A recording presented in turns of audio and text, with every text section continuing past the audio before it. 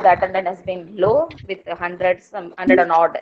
Otherwise, it would be more than 150, sometimes 200 also. Now it's what, about 30, 40 just Now now? it is 43. Yeah, it will go to 200 Oh, oh. by 230, 35 people. 240, Because they'll complete their, and also there are simultaneous programs. No, they will get closed by 2 o'clock or 2:30, and finish up that and join here. So Shobha Shinde just joined, Yes, and I've seen her. yeah. Oh, Hi, yeah. Shubha, how are you? She's a regular person participating in all the programs. She'll also join that to Madurai. Yeah. Very nice to see her.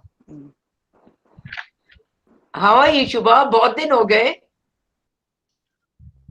No, can't hear you. Ma'am, unmute your mic, ma'am. Shobha, ma'am. Unmute your mic, ma'am. कैसी हो Ritu ma'am? बस बहुत time हो गया मिले हुए. हाँ, बहुत साल हो गए. I have so warmly. Hey, there are non-Marathi people are there or non-Hindi people. नहीं, I'm talking in English. Okay, I will also do that. Yeah. The entire session in any case is in English, isn't it? Otherwise, people will leave. No, I'm just saying because I did for Nagpur. No. I'm also saying just because some of the programs I attended there in other universities, some of them are in India also. So we could not follow. You know Ritu very well, how Tamil Nadu and Manimegalai too. No, I know because Nagpur I did some course for them recently and they were like English, they wanted only Hindi. But there were many people from Northeast and from Tamil Nadu who couldn't understand, you know. So, yeah, English is now universal, though it is being removed. A great new education policy. It's much easier to understand English than Hindi. Absolutely. I totally agree with you. I totally agree. And in any case, there are no books available in other languages, so I don't know how one is going to teach, you know, in other languages. Even from school, there are no books available. So you are in Bombay, ma'am? Yeah, very much here. 4 months, not moved out. Activism. Oh yeah, with migrants and with medical personnel, because you know the migrant issue. So I set up a camp, and now we've sent most of them back, but many are coming back, and there is no work. So now we're trying to organize some work, and we don't know where all the funds are going because the doctors are not getting PPEs or masks or sanitizers. So I'm raising funds from the university alumni, of which I'm the chairperson, and trying to get as much as we can. So it's wonderful. Shall we start now? I think people will keep joining. Yeah, we'll start. Sure. Yes, ma'am. Sure, ma'am. Yes, ma'am. Good afternoon, one and all. It gives me an immense pleasure to welcome you all for this 1 month gender sensitization and a capacity building program on gender, society, economy, and polity, organized by Department of Women's Studies, Bharathidasan University, Center for Women's Studies, and National Service Scheme of Cauvery College for Women, and Regional Association for Women's Studies, ROS. I welcome you all. Every day brings new choices. Attitude is a choice. Happiness is a choice. Optimism is a choice. Kindness is a choice. Giving is a choice. Respect is a choice. Whatever choice you make, that makes you. A great thing can only be done by a great person. The pleasure is mine in welcoming our today's eminent resource person, Professor Ritu Dewan, Vice President ISLE, former President IAWS, former Professor and Director, Department of Economics, University of Mumbai, to this August gathering. Welcome you, ma'am. Thank you. Thank you, ma'am. I take this opportunity to welcome Dr. N. Manimegalai, Dean, Faculty of Arts, Director and Head, Department of Women's Studies, Bharathidasan University, Dr. N. Murugeshwari, Professor, Department of Women's Studies, Bharathidasan University. Dr. S. Shubha, Assistant Professor, Department of Women's Studies, Bharathidasan University. Welcome you, ma'am. The pleasure is mine in welcoming all the participants across the country. Welcome you, one and all. May I now request Professor N. Manimekalai, Dean, Faculty of Arts, Director and Head, Department of Women's Studies, to introduce our today's resource person. Welcome you, ma'am. Yeah, thank you, Neela, for the continuous support. Every day I register this. And we are happy to have Professor Ritu Dewan here with us, who is the Vice President of Indian Society of Labor Economics, visiting professor at the Institute of Human Development, Executive Director of Leafleton, Trustee of Indian Forum, and the President of Indian Association for Women Studies 2014 and 17. So with this five type of associations, how she has been working hard, and when she was sharing that she is there in Bombay for the 4 months, I only was thinking myself that it is a punishment for Ritu. Otherwise, she would always be flying, and it's very difficult to get hold of her. And in fact, my dream was to bring her here physically, but unfortunately, this corona did not. At least now we could virtually make her present. And thank you, Ritu, for being with us. And I'm happy to say a few words about Ritu and then continue her presentation.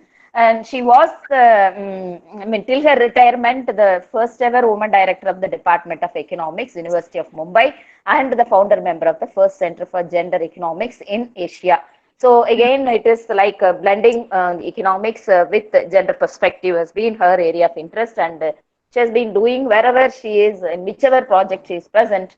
She would certainly be throwing light on strongly speak about the incorporation of gender issues.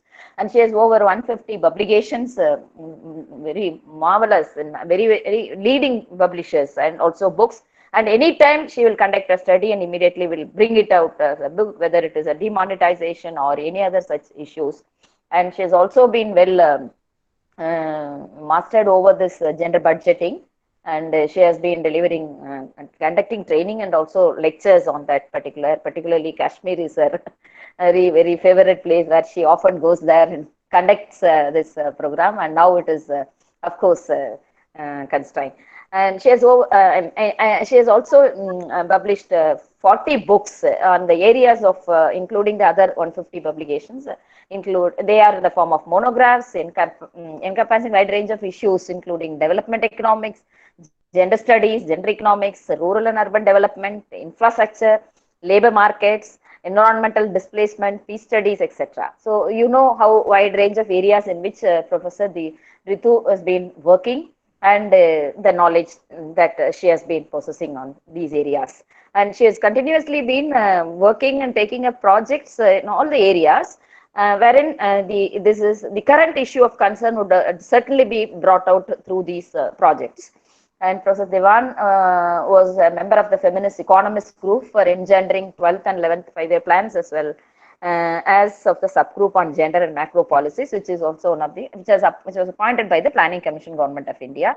Of course, now we no longer have this Planning Commission, but you only have Niti Aayog. And she's also the consultant to UNDP, UN Women, ILO, World Wildlife Fund, World Bank, Asian Development Bank, Kashmir Foundation of Peace and Development, ActionAid, etc., etc. There are many, and most of them are international organizations. So anytime when you approach Professor Ritu, she will be talking about the kind of work that she would be associating with these organizations. And another major contribution of Ritu to IAWS has been like anytime you can approach for some agencies to be suggested for funding some sessions or some resource person from travel, immediately she will do it. And she did that for our Southern Regional Conference also, and has been supporting. And even now, I think, but for this corona, otherwise we would have taken. We have planned and also resolved to conduct a status report on women's studies. And Ritu promised that she will mobilize some fund and support, and that will be taken up after this issue is over. Her other honorary posts include a national executive member of the Pakistan India People's Forum for Peace and Democracy, honorary advisor to the Kashmir Foundation for Peace and Development Studies, and which I have already told that she often visits there. And that is one of her important areas where she has been showing her concern And if there is anything about exclusion discussed, she would definitely bring the Kashmir issue. And also the Board of Trustees of the Center for Budget Governance and Accountability, where we used to go, and now it is not, to discuss pre-budget issues, and definitely some concrete suggestions would come to incorporate there to the budget of every year. She is closely associated with training and capacity building related to gender budgeting, which I already told, gender issues too, and especially conducted numerous workshops for the central government and also several state governments, including Jammu Kashmir, Maharashtra, Goa, Tamil Nadu, Karnataka, etc. Her research focus is generally the result of issues related to the marginalized. That is the end of the part, which almost over. I'm inviting and Ritu to overall and concerned with the issues of the marginalized and focus their issues. And her contribution and the work to get the Jharkhand project from Oak Foundation, particularly with IAWS, cannot be exaggerated. So she has been meticulously working with Indrani Mazumdar and initiated a Center for Women Studies there in Ranchi, and also continuously. So a project which is, as I said, marginalized. She is working for the marginalized. So that could be materialized, and several other contributions also there to the IAWS. So I have been associated with Ritu for the past 6 years intensively as EC member and post-right joint secretary. She was the president, and now she is ex officio member. And in that interactions, we have had a lot of discussions and kind of issues to be tackled.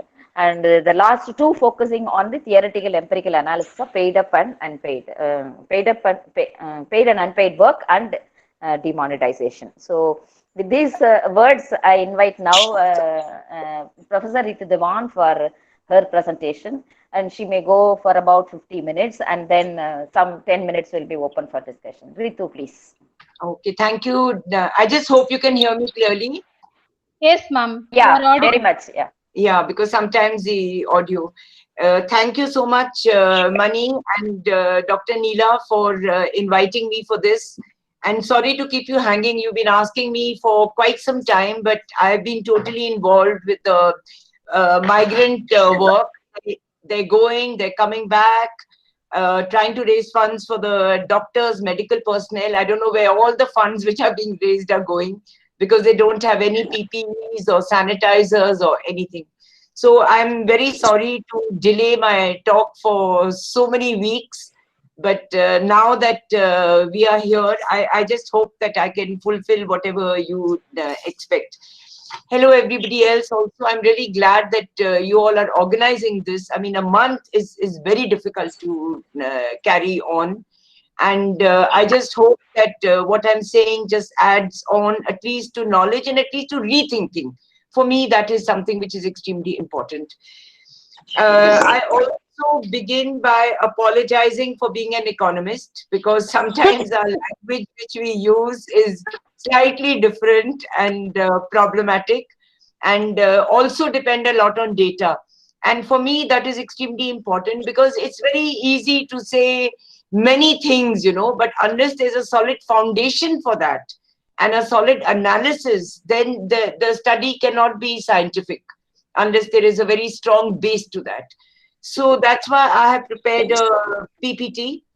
And also, at any point of time, if you want to stop me, clarify something, please do that, because interaction and a two-way communication is always much more, I think, beneficial to everybody, even people who don't ask questions. One question or one clarification, and the others also get it. So I will start. 1 second now. Let me find the screen. Just let me know if it is there, if the PPT comes. No, has it come, the PPT? No, ma'am. No, you have to present your screen, ma'am. You have to click present now option, ma'am. No, I did that, and it says your entire screen. Share your entire screen. Yes, ma'am. Oh, is that clear now? Has the PPT? Yeah. No. Yeah, we are getting. Yes, ma'am. It's coming. Yeah. Coming. It has come. Wow. Oh, you have to click your. Yes, ma'am. It's coming, ma'am. It's coming, ma'am. All right. Now, of course, I can't see anybody, but that's okay because I'm not putting my video on for some time at least. I don't know if you can see. Anyway, I just want to start with this is the issue which has been bothering many of us for a very long period of time. That why is women's participation in the labor market declining over a period of time? And this is something which is very worrying. There are only 3 countries in the world where the women's paid market participation is falling very, very dramatically. And we have to try and understand why and what the reasons are. So it's a broad level in terms of barriers, constraints, etc. And now for this, I have divided this entire presentation into 4. So this is what my structure is going to be. One is what are the broader issues? How do we see the context of women and work? And how do we see the context of women themselves in a developing economy? And that's why I'm particularly contextualizing this entire issue to see it in the context of what is happening where an economy is not developed at all, or we are eternally developing. Now we call ourselves partly developing. So I really don't know what definition, but the fact is that we are not a developed country. The second, what I will present, and this is through a series of data and charts, etc., with, of course, I will not be reading out. We will be discussing the reasons behind this. And the work component, I have divided into 2. One is the gendered work participation, and I put work in quotes because this is what I will be doing is the actual data which is presented. All right, whether it is the census, I am of course going to go by the National Sample Survey, which is a much, much better method of understanding. And it also allows a great deal of breakup in terms of the kinds of work which women do or which they don't do. So I will be presenting the data as it is given to us. And then what I will be doing is presenting an alternate, that if we break up the data of women who are supposed to be not working, and here I would like to add, I'm going to very much add and see it in the context of men also. Because, it's very easy to say that, oh, women are unemployed, but maybe the unemployment amongst men is much, much more. So unless we see it in relative terms, we're not really going to understand. In fact, in our Indian Association for Women's Studies in Chennai, Mani, of course, has been our treasurer and our base, for organizing all this, is that we make it a point to include men in all our activities because we feel that they're a part of analysis, they're a part of our movement, and they're also very much supportive of many different kinds of economic analysis or gender analysis. And in fact, we had kept MS Swaminathan as the chairperson of our reception committee and called many, many men for this. And so therefore, this contextualization at a developmental level, but also contextualization where gender is concerned. So it's not only women's work, but also men's work. And here what I will be doing is showing the actual reality on the basis of data. And finally, of course, I will talk to the barriers and constraints of women's work. And this is in short, there are many, many constraints, but I will focus on just a few. Now, before I start on the next thing, I just like to ask one question, that what is the opposite of patriarchy? If somebody can respond. What is the opposite of patriarchy? Ritu, can I? Yeah, the other day, Kamla also told it is equality. Equality. Yes. Equality. Yes, yeah. Exactly, because that is an eternal issue. People keep saying, we don't want patriarchy, we want matriarchy. But please, we don't want to replace one power structure by another power structure. So that is something which we need to be very, very clear on. I will now go on to the issue of contextualizing within the context. One second. Within the context. Sorry for the interruption, ma'am. Can you make it as a presentation mode, ma'am? That is, you can press F5 in your keyboard, ma'am. F5 in your keyboard. If anything goes wrong, then don't say anything. Yes. mean? Ah. No, ma'am. No, ma'am. No. Is that okay? Wait. Okay, Yes, madam. ma'am. Yes. Now it's Okay, okay, okay. ma'am. Yes, ma'am. Yes. There you are. All Yes, right. Yeah, Yes, learning new things because normally I do it on Zoom, so it's quite different. All right, now yes. Next slide. Yes, ma'am. yeah, now my issue here is the first component, and that is the issue of contextualizing. How do we see gender and how do we see women and work? And here I'm just taking 5. There are many more, but that is a different kind of an issue.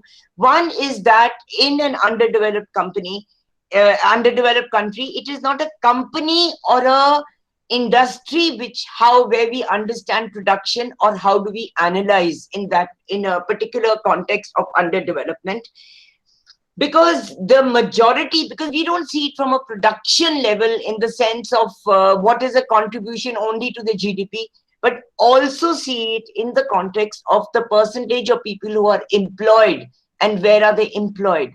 And this is a given that the majority of people, I think up to 90% is the estimate, are employed in the informal sector. And that therefore we must try and understand that how the process of informalization, what it does to the visibilization of women and work. Now, a lot of work which went or employment which was in other broader contexts earlier, which were much more visible, have now with 2 or 3 policy decisions have gone even from the formal to the informal. The process of I think the concept of GST, of course, is very good, but the way it has been implemented and the very fact that when you have a GST, it can be only one rate. But the many different rates of GST which are there has confused particularly small industry and MSMEs to such an extent that a large number of them have fallen by the way and actually closed down. Also, of course, demonetization. I can discuss demonetization maybe at another point of time. But what it did is, again, a large number of companies which fell off the track. Not individuals is a different issue, workers is a different issue, but even companies which went. And of course, what is happening now with the corona crisis, the COVID, the pandemic which is there. Now, here I don't want to go into the analysis of the pandemic, but certainly whatever I have been doing till now, whatever I've been researching, and that's my current research, is that the policy response to the pandemic in India has caused many more problems than the pandemic itself. You know, the closing down of an entire country of 1/3 migrants in 4 days means that a large number of people have lost their jobs, and there are many other implications to this which I will not get into now. Now, if family, and this is where people, family based, whether it is small scale units, whether it is agriculture, and let's not forget that agriculture is the largest private sector in the country. Okay, that is a given, and that is something which is accepted. Now, why do people work, or why do people get into production? Why do they want to earn? And certainly for the majority of the population, we have 74% 10 years ago below the poverty line, but now that has gone up to almost 80%, even before the COVID pandemic was there. These are figures of March, which is before the pandemic or the lockdown was implemented. So therefore, if the majority of the people, if 74, 76% of the people are actually working for subsistence, they're not working for savings or profit or anything. They're working to what we call just getting 2 meals a day. If they're lucky, they can get those 2 meals a day. So if the majority are struggling basically to provide food on the table, then there is no family in India or in any underdeveloped country which is non-productive. There is no family member which we can say is not working, and therefore to say a woman is not working is just not acceptable. In fact, even children, and we see the rise in child labor in the past few years, even before the pandemic. Also, what we need to recognize is that we have to go beyond the market and try and understand how women and also men contribute to different levels, whether it's distribution or consumption or maintenance of the household, maintenance of the economy, and a term which I'm saying that is the reproduction of the labor force. So when we talk about children, let us not see children as a emotional link. Of course they are, we have an emotional link with the children, but we also need to see them as the future workforce, and therefore society and the government has a responsibility to look after its children. And here again, I must say that the stopping of the midday meal, the stopping of ICDS, of creches in the last 4 months is something which is not acceptable. And just today morning, all the workers of ICDS have gone on a nationwide strike to oppose the closure of midday meals. There is also, of course, patriarchy, which is integrated in the system of production. And just to give you one or two examples, there are many examples. One is the fact that that what predominates today instead of property rights for women, in spite of laws which we have struggled for and which we have got, is the fact that instead of property rights, that is giving any kind of productive capital or land to women, what is given to women during their marriage is dowry. So therefore you get something very unproductive. You'll get your 5 sarees and 5 pairs of chappals and 2 pressure cookers, but you will not be given rights over land. The second, and this is again a policy which is being introduced without any kind of a discussion, and that is the issue of age at marriage. Now, the age at marriage determines generally in a theoretical context when women enter the workforce. But in a developing country like India, what we actually find is that the age at marriage is linked very, very tightly and very clearly to poverty levels. That is, the higher the poverty level, the lower the age at marriage. And in fact, reports have already come in that areas where COVID has impacted very negatively in terms of employment, particularly of women, that the age as marriage has come down even to the, I was really shocked to hear this, of 12-year-old girls getting married. The last concept which I would say is that please let us not see patriarchy as a social construct.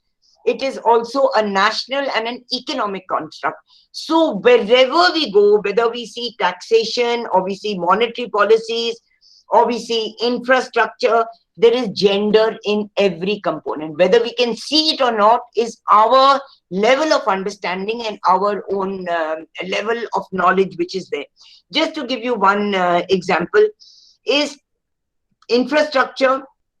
The way women use roads and the way men use roads are very, very different. There is also an issue which is there. One is particularly with a large number of population in slum areas, in urban areas, you have what is called common toilets, community toilets, which are there. The charge for a man is 1 rupee, and the toilet user charge for a woman is 5 rupees. Now, this break has, or this higher rate for women has absolutely no justification, particularly in the context of the fact that she earns much, much less. There are also what I call stylized, in economics we call it stylized facts, that these are a given. And I'm just going to list a few, you're very familiar with them, that when you see women, they are concentrated in the non-market area, they are concentrated employment-wise in the informal sector. Their work is not seen as something which is calculable, it is intangible, and I will get into this in greater detail later. That they depend not so much on capital in the country, but they depend on what we call natural resources or common property resources. And therefore, the issue of forest rights becomes more a women's issue than it does for the general public. The extent of deprivation, always higher for a woman. She's less educated, she has less nutrition, her infant mortality rate of girls is much higher. Of course, I'm not saying that all women are a homogeneous category. There are class differences which are there, but we are talking of the majority of women.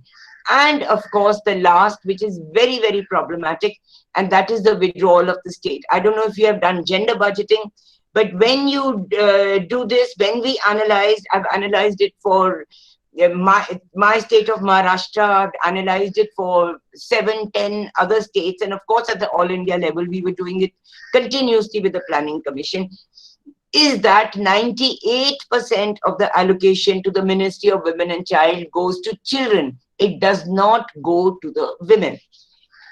Now, there are many other aspects. I don't know how much time. Maybe I will skip one or two of the aspects which I was going to deal with, and come straight away to the this chart. Basically, this slide is to show that how everybody benefits. The state, the government benefits, the market benefits, people benefit, and the family also, of course, always benefits by keeping women at a secondary level, whether it is in terms of underpaid work, unpaid work, care work. It can be that when men sometimes are not willing to accept work at very low wages, the women will come there. This happened in the mill industry, cotton mill industry in Bombay. When the mills closed down, all the employment went to the handloom sector and the power loom sector, where more women worked, even though the hours were longer and the wages were much, much less. And very important, the subordination of women via non-empowerment in the sphere of production. And here I want to just say two examples I want to give. One, of course, is the non-implementation of the MS Swaminathan Commission, where he had said, and which we have been fighting for a very long period of time, is that please recognize women as farmers. Even today in India, women are not recognized as farmers. Also, if you take the example of ASHA workers, they are not considered workers by definition. They are considered as helpers. That is why you have the H, the helpers.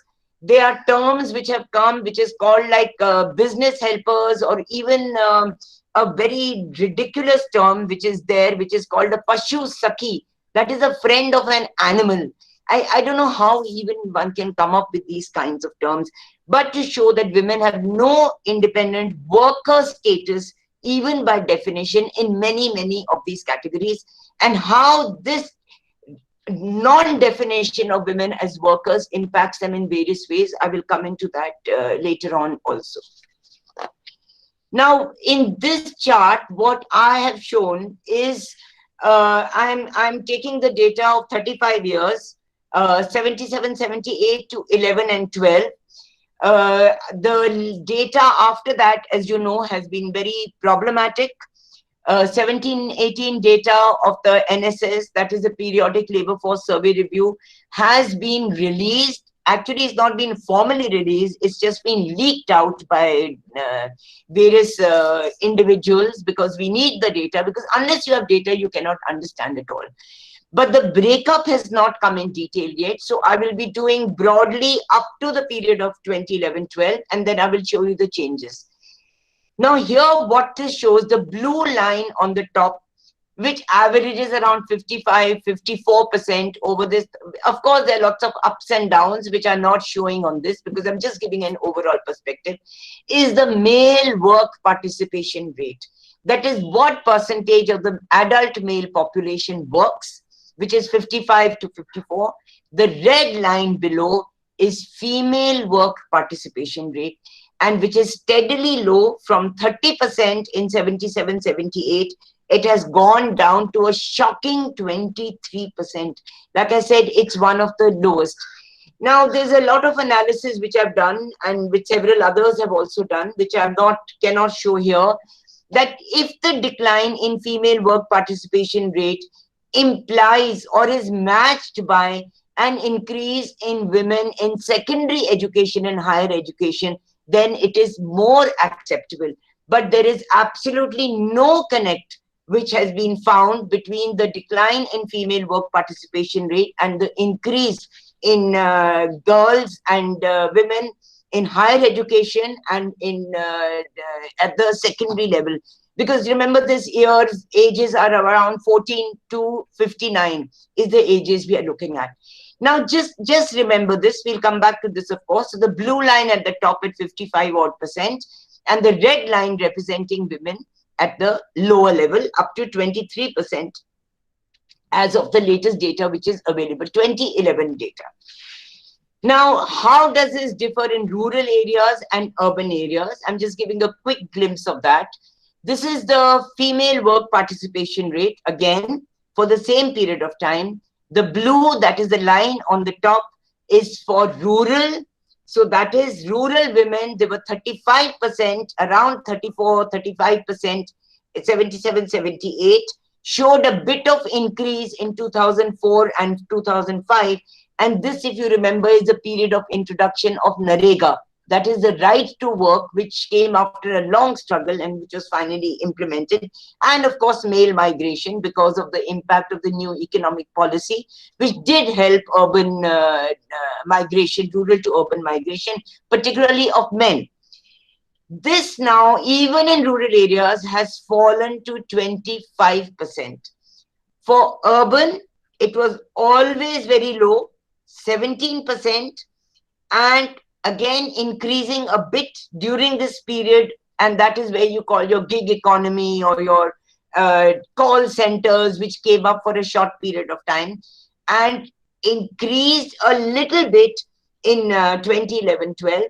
But I don't know how happy we should be about this increase, because this increase was almost entirely in domestic work, that is domestic workers working as domestic workers in people's houses, and in construction work, which is one of the most lowly paid work of all. Now, if we see the state level, I'm sorry, this chart is, I couldn't break it up into two. It was very difficult. I really tried. But here what I'm showing is the female, only rural work participation rate, the difference between 2004-5 and the difference between 2011 and 12. I'm not going to concentrate. You have the chart. Maybe you'll take a printout, and please carry the copies of the PPT with you. I mean, knowledge is to be distributed. So I'm just going into the situation which exists today. And it is really quite amazing. Tamil Nadu, which we see here, was 46% of the women were working 2004-5. And now only 38% of them have reported themselves as working. That means there's a sharp decline.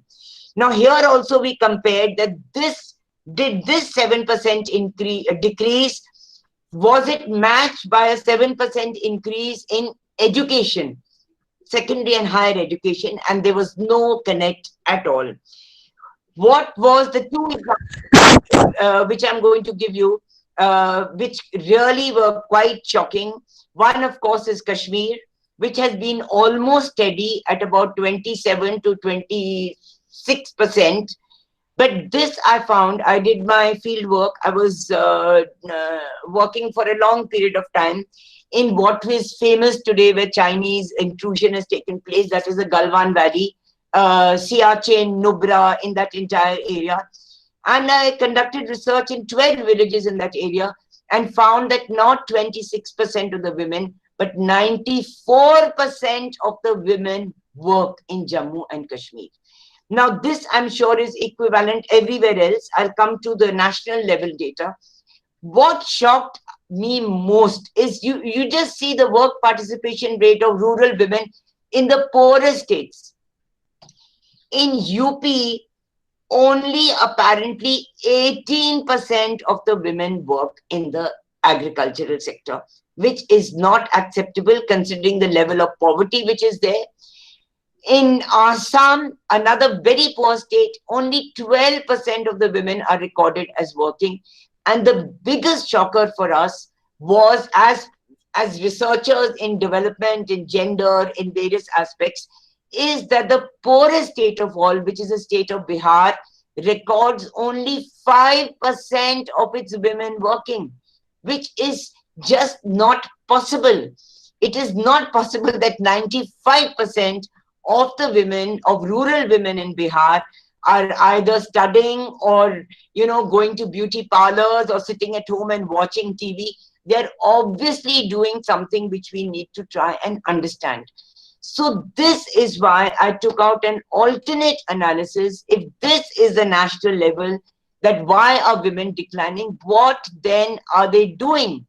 Exactly. And this is why I broke up the 2011 and of course the entire data over a period of 12 years from where I could get the comparison. And I took 3 aspects. Okay, now these are the codes of the NSS. I added to working women, that 4% and 20%, which was talked about earlier, 3 categories. I added 92 code, which is those who are supposed to be doing domestic work only. Those 93, that is those who do domestic work and also do free collection of goods. That is, they collect vegetables, roots, firewood for cooking, and weaving, clothes. And this is not for sale in the market. This is for what we call self-consumption or for household use. Rentiers, pensioners not taken into account, obviously. Disability not taken into account. The next category which I took up, and this is something which was really shocking for us. We had a long struggle with the Statistical Commission of India, made many representations, and finally we were accepted. It was accepted that for the first time in 2011, sex work was seen as work and beggars were also counted as workers. And what was shocking is that smuggling was counted as work, but sex work was not counted as work. So now to the work component, or the categories of what is defined as work in the National Sample Survey in our data systems, I have added these 3 categories, and you see the total change which comes in employment both of men and of women. This is now the red line. Earlier used to be that of work participation rate of women, which was lower than that of men. But now you see it has come up also, and that is why when we talk about gender analysis, we cannot do only women in isolation. We have to see them in the broader context of society. Also did the work participation rate, taking these 3 categories of men, and we find a huge increase. If for women, from 30%, what was calculated in 99, that is these 12 years in which I've done this analysis, from 30%, it went up to, I was really shocked, 3 times, almost 92% of the women are working. So in a way, what I was doing in Jammu and Kashmir, in the Galwan Valley and the Siachen Valley, was quite correct. So if for women it went up from 30% to almost 92%, for men also it went up very dramatically from 55% to 86%. So if we see today, the latest, 86% of women by this definition work and 80% of men work. Whether we recognize this as formal work or not, and they are to be paid anything for it, is something which is the way we perceive and the way we want to redefine what is work, including the concept of unpaid work. Now, to make this even more clearer, of course, here to save time, I've concentrated basically on rural women and on urban women. And this block should make it much clearer. Again, I've taken these 12 years which are there. The blue, which you see right at the bottom, has come down. This is the codes which relate only to work by definition in the NSS. That is your codes 11. I put it in the legend, 11 to 51. This is what is defined as work. And this, as we can see, has fallen over a period of time. The red aspect is those who are supposed to be doing only domestic work. Now, even this only domestic work is for me very problematic because it includes collecting water for drinking and for cooking and for washing within the household. Now, if this water, because when we talk about government investment in infrastructure, it is not just fancy airports and highways and sea links and golden triangles or bullet trains. It is also something which is very simple, which will benefit the majority of the people, and that is water facility, and that is piped water within the household or within the slum itself. By not investing in that, you are actually, what you're doing is hiding the amount of time which women and the number of women who spend collecting water for the household use, which should have come to them with proper government investment. Here also you see that it has declined by about 4% over this period of time. So what has increased is the green aspect, which is those who do domestic work and those who also do work, which is what we call, and this is what I defined here, as attending to doing household work, but also collecting firewood, cattle, sewing, weaving, etc., for something where you don't have to pay, which is what is called income saving activities, which are extremely important to understand, that instead of earning an income, they put in that labor and save that family income to be able to survive. So therefore, this purple line on the top, of course, is beggars and sex workers, which have declined to, but still is 3% of rural women who are involved in this. And again, in the post-COVID area, this has gone up. A large number of studies, of journalistic studies, not very serious research, scientific studies, but still studies which have shown that in fact the sex work or the sale of girls for sex work has actually increased. Girls of 12 and 13 being paid 10 to 15 rupees for being part of, it really hurts me to say what we are doing to our children in our country. So therefore, at the rural level, if work has decreased, pure domestic work has decreased, what has actually increased is women doing unpaid care work. That if creches were provided, if firewood was provided, then women would be freed, and that becomes an important constraint for them getting into the workforce. If this is the rural, then the urban is also very similar. The percentage of women working, of course, as we know, is very, very low, 16%, whatever. Supposedly only household work in urban areas, even that has declined by 55 to 48, as we can see, a 7% decline. And this decline has been made up 5 women who cannot afford to do only household work, but also are involved in different kinds of activities, including firewood, etc., which I have mentioned earlier.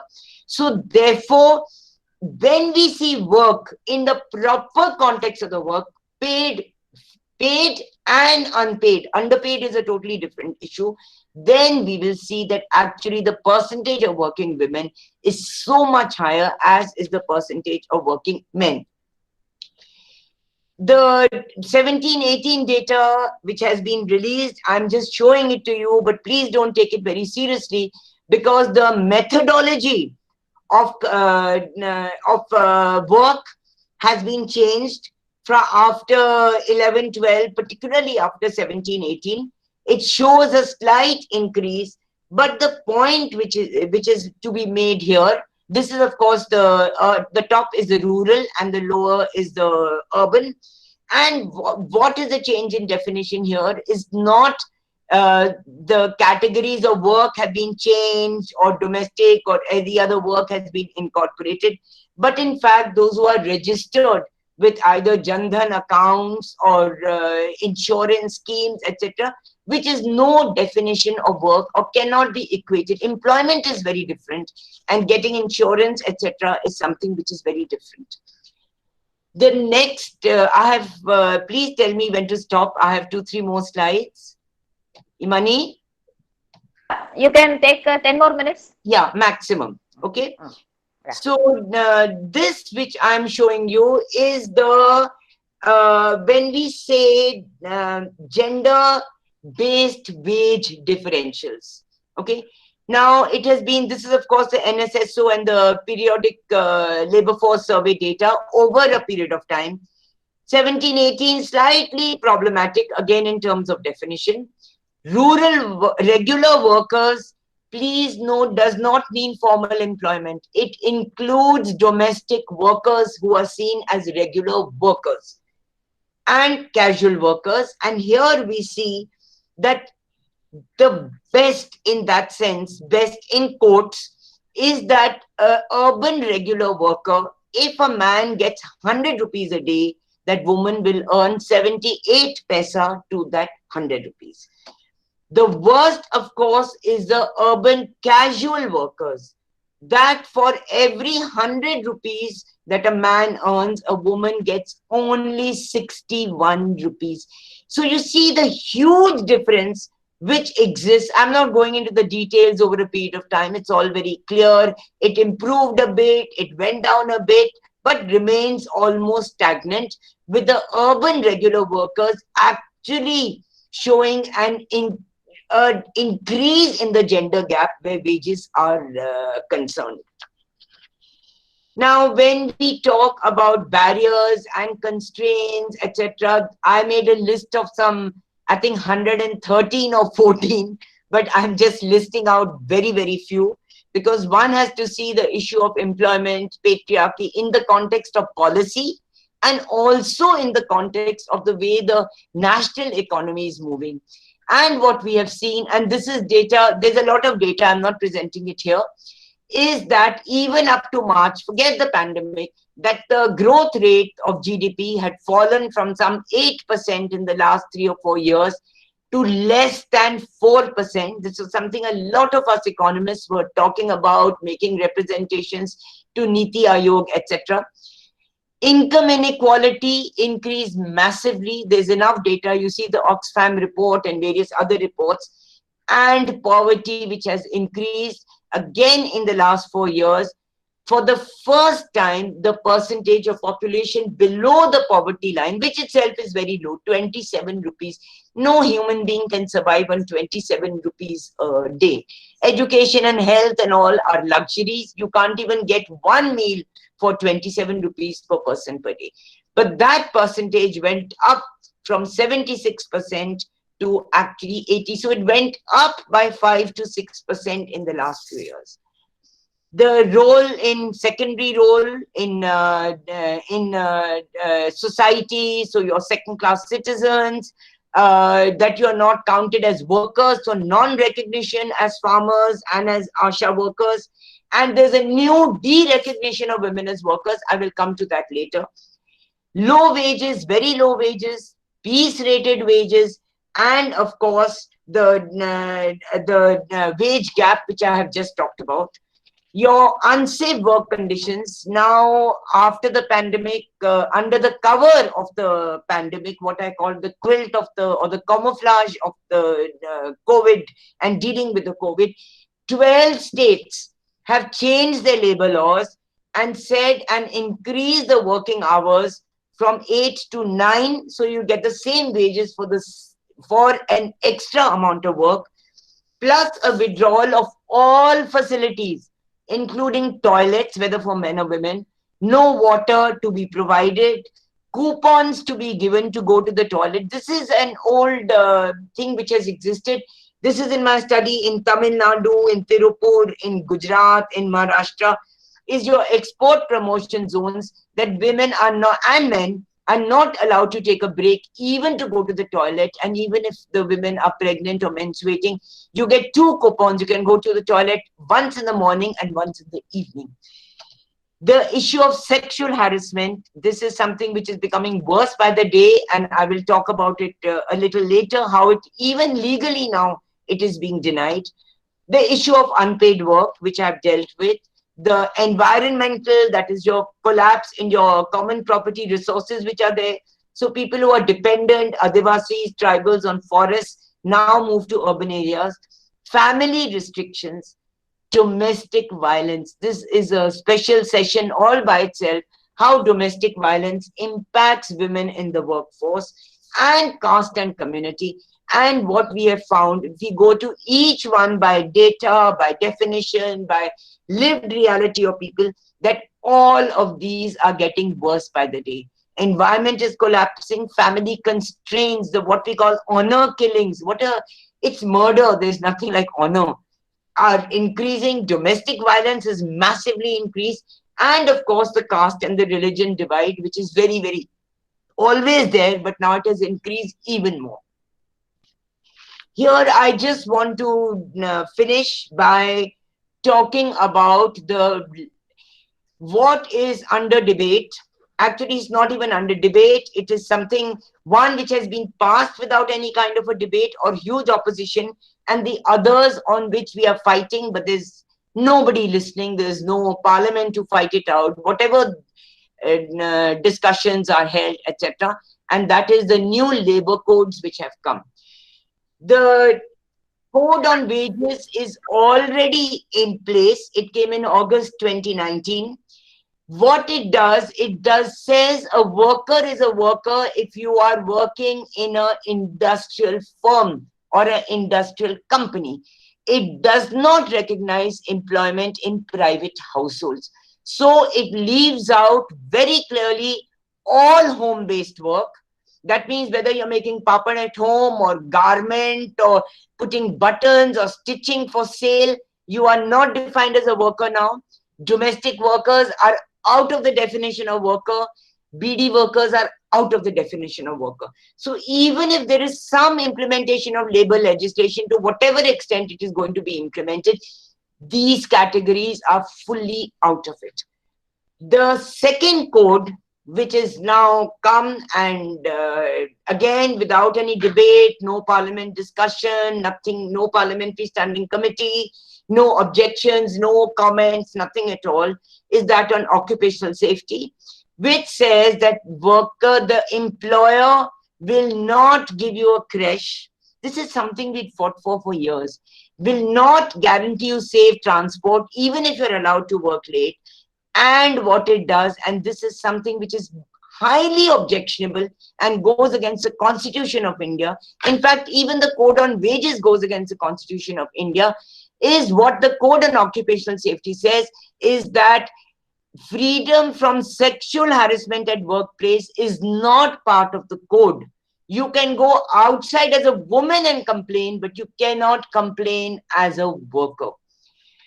The Code on Social Security, which again is under discussion, it says it doesn't give any schemes on Social Security. Not one scheme is mentioned. It just says that schemes will be implemented and as and when they are framed. There's nothing today. If it is framed in the future, it's a different issue. There was, again, this was a struggle of many unions and many organizations, BD workers and many organizations, mine workers, plantation workers, and very much construction workers, that they had got what is called a cess and welfare funds, which is they put in 11 rupees a day and the employer has to put in a matching 11 rupees. This has, and very sad to say, on Gandhi Jayanti last year, that all these welfare funds have been scrapped.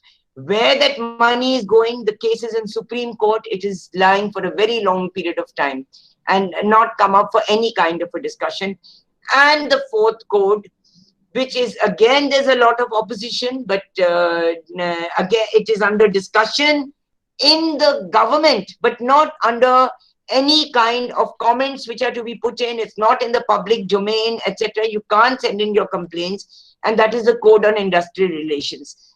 The earlier labor law, that is your Industrial Disputes Act and various acts, said that if you are an essential service provider, that is if you're transport or electricity or power or ports, you have to give a 60-day notice for all strikes.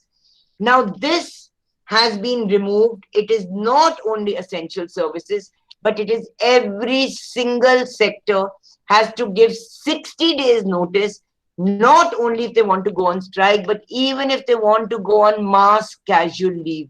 So even as teachers, all of us are teachers, even as teachers, we cannot go on strike unless we give a 2-month notice to this. There are many other aspects, but I will stop at, I was taking these kinds of issues which are there just to show. I mean, we talk a lot about the Ujjwala scheme, that is the gas scheme, which is an excellent concept, which already existed earlier. It's not anything new. But that scheme, the point is one cylinder is given and the gas stove you have to pay for. So your cylinder is free, your gas stove you pay 1200 rupees, and the second gas you have to pay. And the second gas money has increased. It was used to be 372 rupees. I remember very clearly 5-6 years ago. It has gone up, at least in Maharashtra, to 900 rupees. And in the last 4 or 5 months, 4 months, under the name of COVID, even that subsidy of 150 rupees, which was given to those who opted for the subsidy, has been removed. Swachh Bharat, I'm not even getting into. It's a very good concept. Again, it was something which was always done. But the allocation to toilets increased, but the allocation to water decreased. So to have sanitation without water means that's a huge constraint to women. And of course, the issue of care. And I'm just giving one example. That is the Maternity Benefit Act. It used to be 2 child, 3 child. Now it has been reduced to 1 child. It was for all women. Now it is reduced only to organized sector. No funds have been released in the last 2 years. And in the creche scheme, in December 2015, there were 21,000 creches in India, which itself is a very, very minuscule amount. And the latest data on the website of July 2020 shows that there are less than 1,000 creches for all the women in the country. There is a much more to say, but I think I will stop here, and clarifications, etc., etc. I wanted to, in fact, just talk about single women, but that's something maybe which we can take at a later stage. So thank you very Yeah, you can spend a minute or so. Single women, that is important. A minute or so you can spend, Ritu. Single women, the single women. Yeah. Now, Can you just? It's very important issue. So. Now it's not coming. One second. Okay, no problem. Okay. There are people who are raising questions. You can answer them. Okay, the single women one, this is the result of a whole lot of field work which I've been doing over the last 5 or 6 years in Maharashtra, in Uttarakhand, in Hyderabad, in parts of Karnataka, in many different ways. And I found that single women are the worst affected. They work higher, they don't have houses to live in. They live with sometimes the brothers might allow or somebody else might allow, but they have to pay back in terms of, getting water for the family, cooking for the family, domestic work, child labor, huge amount of sexual violence, because these women are seen as single and of utter destitution. I just cannot even explain the level of destitution in which single women, not only in rural, but very much even in urban areas, live. So a lot to say, a lot to share, but... Okay. Yeah, that's wonderful. And we look forward some questions from the audience. Dr. Gopal Singh is raising a question. Yes, thank you. Sorry for going a little longer. No, it has to be, yeah. We have met in IAWS and IA conferences. Yeah. Dr. Gopal, your voice is breaking. Yeah. Your voice is breaking. Yeah. We have met in ASLE and IA conferences, madam. I know, we have met, yes. Yeah. And you did not feel sorry for being an economist. You feel very proud that you are a behavioral economist. You are a behavioral economist. good rights analysis and gender parity, number one. The way that we have analyzed the women workers' participation is really appreciable. World Bank and ILO, they estimate in 2019, the rate of work participation of women is only 23.4%. Yes. Whereas the economic survey says that the participation of women 15 years to 59 years, 60% of them are in full-time housework. And naturally, it is 23 to 24% of women participation. Whereas in Bhutan, it is 58%, Nepal 81%, China 60%, Bangladesh 36%, and Myanmar 47%, and Pakistan and India almost same workers participation, women workers participation.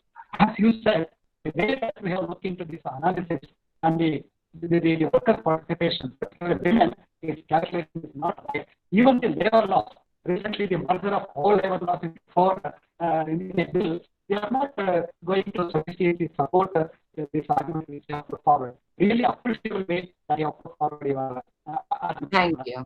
Probably P.R. Brahmananda was in Bombay University. P.R. Brahmananda, economist. I can't, your voice is cracking. Yeah. I'm sorry. Brahmananda was Yeah, your voice is breaking, sir. Yeah, Can you just put that on the chat box, your question? Right. I have another question. I'll just read Ritu. Nila, with your permission, I'm reading. Yes, ma'am. Yes, ma'am.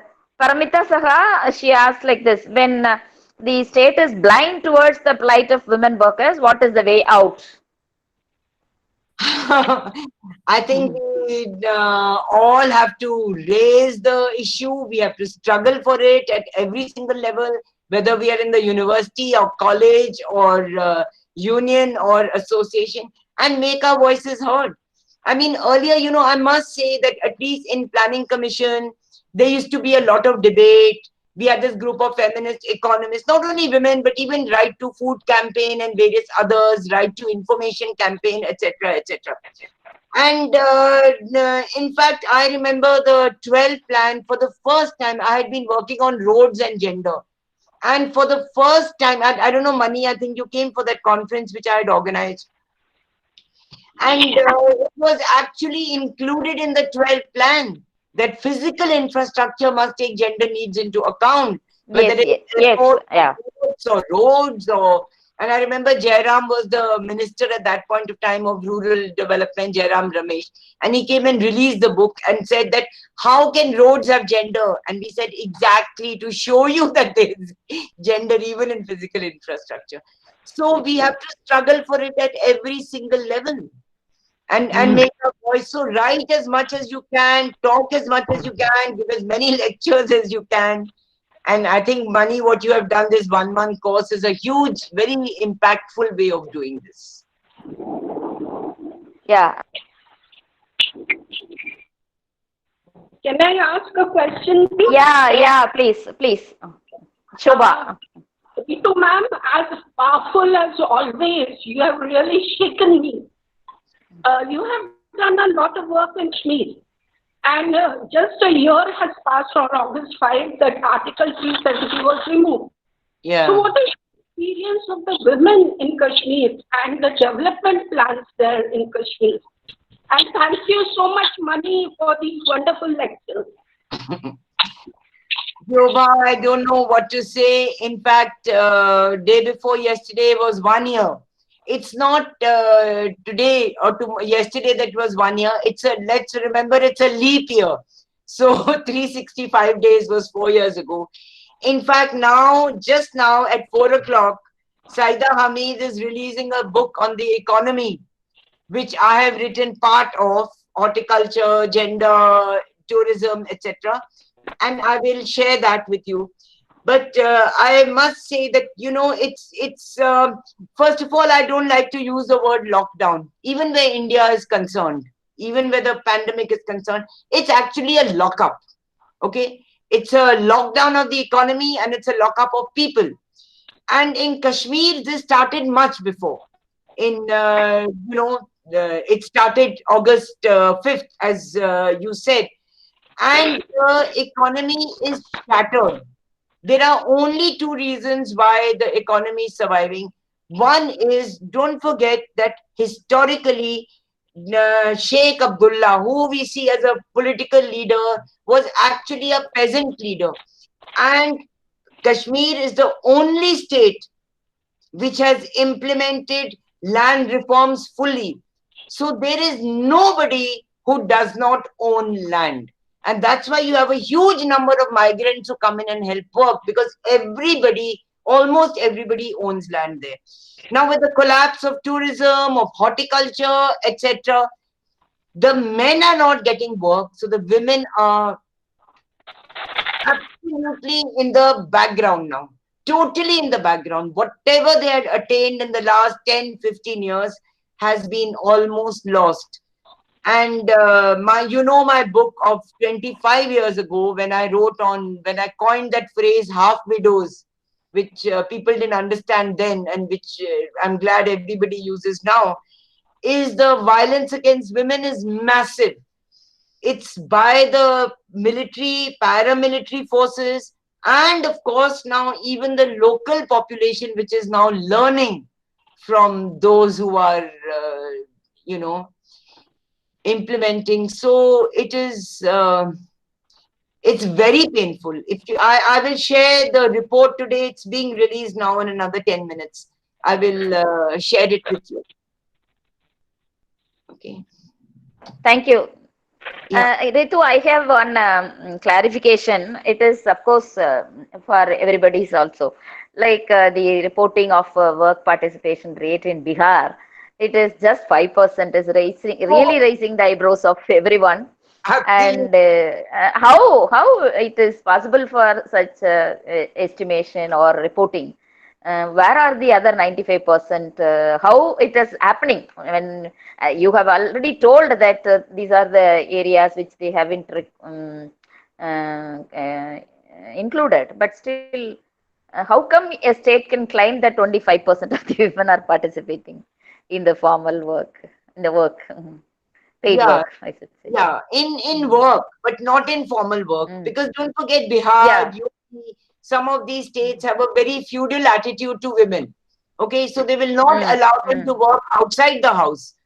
But, and when, I mean, this is what a lot of the NSS enumerators have told us, and my own experience, and for many of us, I'm sure the same experience, is that when you go with the questionnaire and ask, what work do you, not do you work, what work do you do? Okay, so that's a time use, a different kind of a methodology. The woman is not allowed outside the house to answer the question. The man will answer the question. So the standard comment is, my wife does not need. So when there is so much of gender bias at such strong levels, you are not even going to, and women also tend to internalize, no? If the man says that my wife does not need to work, the wife also says that, oh, my husband can provide for me, I do not need to work. So the response is something. And it's actually the Bihar data which just shook us out of our minds. We could not believe that the poorest state was 5% of the women. Yeah. And Gopal Singh again brought his question here. Madam, 2019 data, 23.4% of women work participation rate.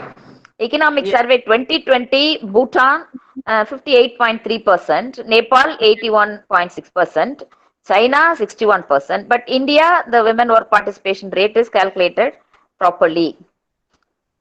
And he is adding, Madam Professor B.R. Brahmananda was in Bombay University. Hope you were his colleague. This is he was my professor. Colleague. Definitely, yeah. He was my professor. He taught us. Okay. Yeah. Myself are senior colleagues. Are there any? Okay, now I'm seeing the chat. So, are there any more questions, or what would you like to? There is one question, ma'am. Yeah, Amit. Yeah. Yes, ma'am. Entrepreneurial schemes. Yes, ma'am. Yes, ma'am.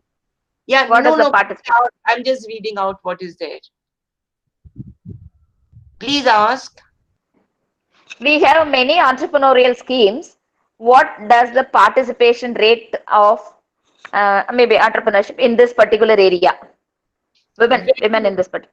Yeah, very little, very minimal, because it's like Jan-Dhan accounts. I mean, a large number of women have Jan-Dhan accounts, but you just see the RBI data, Reserve Bank data, forget about our field work and our analysis, anything, is that 70% of the Jan-Dhan accounts are unutilized accounts. They are just opened and they are kept, but they are what we call inoperative. Now, even entrepreneurial schemes, there are two. One, you can see entrepreneur as, very high class, upper class, socialite women who also call themselves entrepreneurs, and they are. And there is another category of entrepreneurs who are counted along with the self-help groups, which can barely, with 2 goats and 1 cow, how they can make a life and keep it sustainable. Because it's something like a sustainable SHG which is there. That they're doing remarkable work under all these circumstances is something very amazing. But entrepreneurial schemes is, you saw that Skill in India. Now Skill in India has been dropped, and it is made. Then just see the change in the name, and you will understand. From Skill India, it is called Assemble India. Okay, so that's actually the formal name. So don't create Assemble. And we just wonder what it is going to do to the actual skill status of a large number of women. One of our greatest skills and one of our greatest heritages, cultural heritages, which we have is the handloom sector. The most remarkable handlooms probably in the entire world come from India. But just 6 days ago, the handloom board has been scrapped. It has been abolished. And today is the National Handloom Day. So where we are going and what the women are going to do is something I really don't know. Very difficult. You just see the RBI data. That's strong enough to tell you how these entrepreneurial schemes have not really worked. Even under the COVID package, you must have done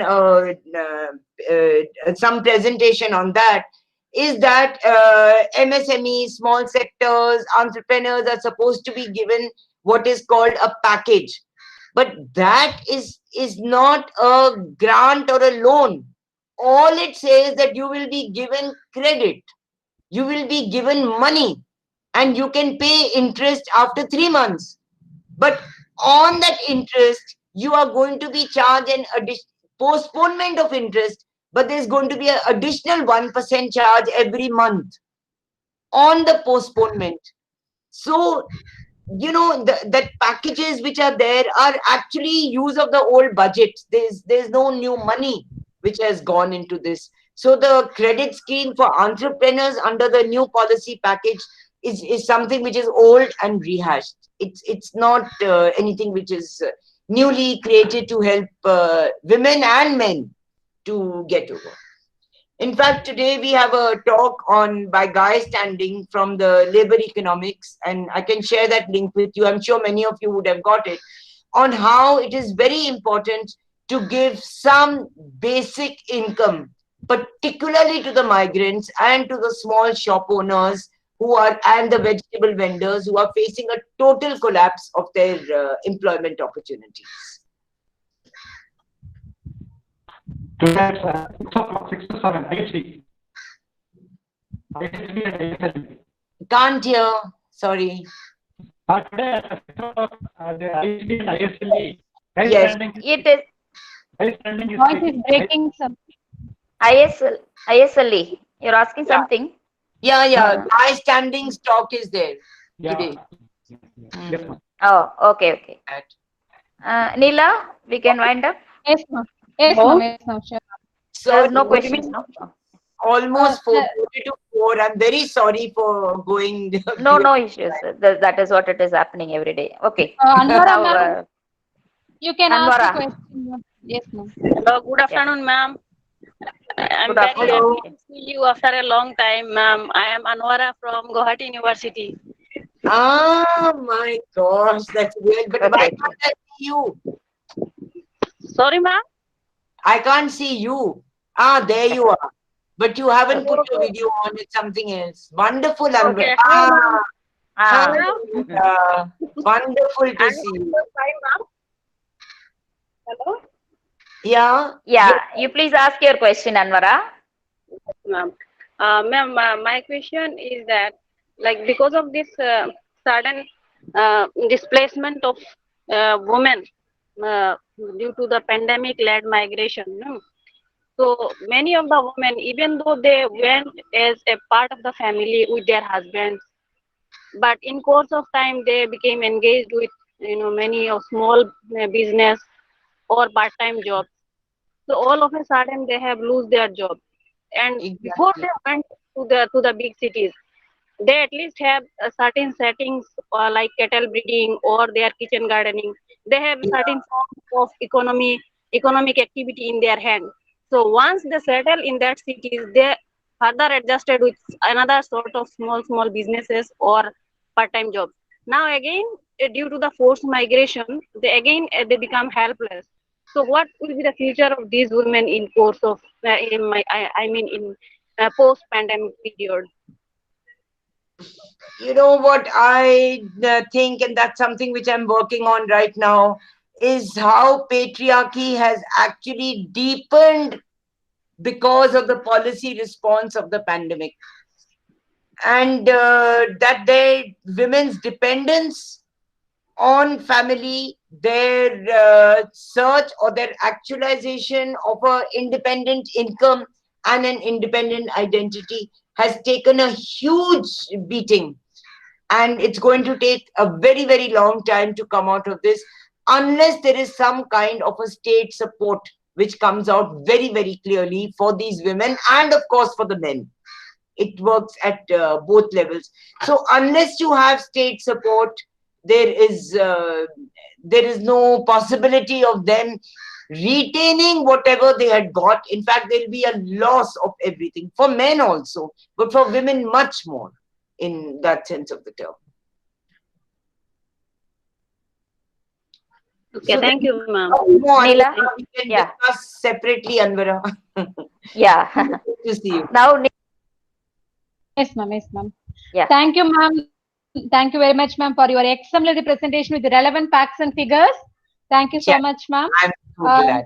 Thank you. May I now request Professor N. Manmegalai, Dean and Faculty of Arts, Director and Head, Department of Women's Studies, to propose vote of thanks.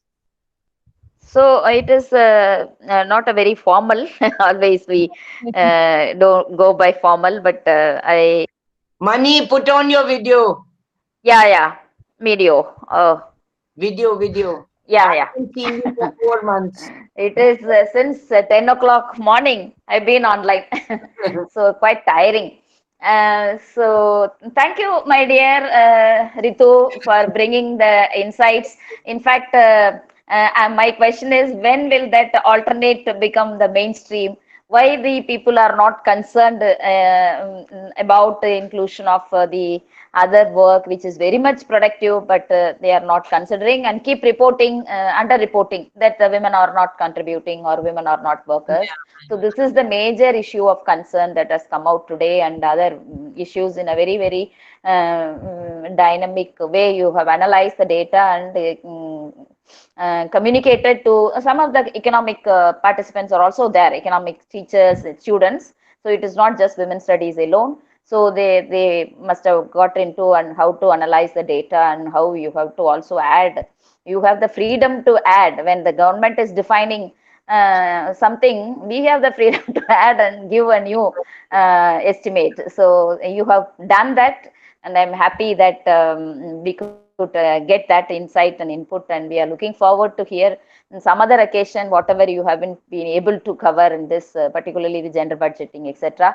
And thank you very much once again. I also always also thank all the participants. Of course, they have, some of them have to move to other programs, and therefore they have slowly left, and still some of them are there. And Dr. Gopal Singh has been a very constant participant in all the programs. If he will be joining there to Madurai also. So that is what, thanks to you. And also he used to be the first person to make clarifications, observations. So thank you, sir. And also to other participants. And Ritu, for your information, we have got some Northeast, quite a lot of Northeast participants also. So that is really, yeah, rewarding. And I'm happy that people like Anvara and others are also joining. And that is all because of the kind of people we get for this, including Ritu. So thank you, Ritu, for being here. Yeah, thank you. Take care. Take care. There, rain is also there. Yeah. Dr. Gopal, thank you, Dr. Gopal. Very nice to meet you. Very nice to see you. Okay. Thank you, Neela, and also my colleagues, Dr. Murugeshwari and Dr. Shubha, Dr. Shamim, and other students, MPhil, PhD, and MA students are also participating. Thank you, one and all. Thank you. Okay, thank you. Thank you, ma'am. Thank you, ma'am.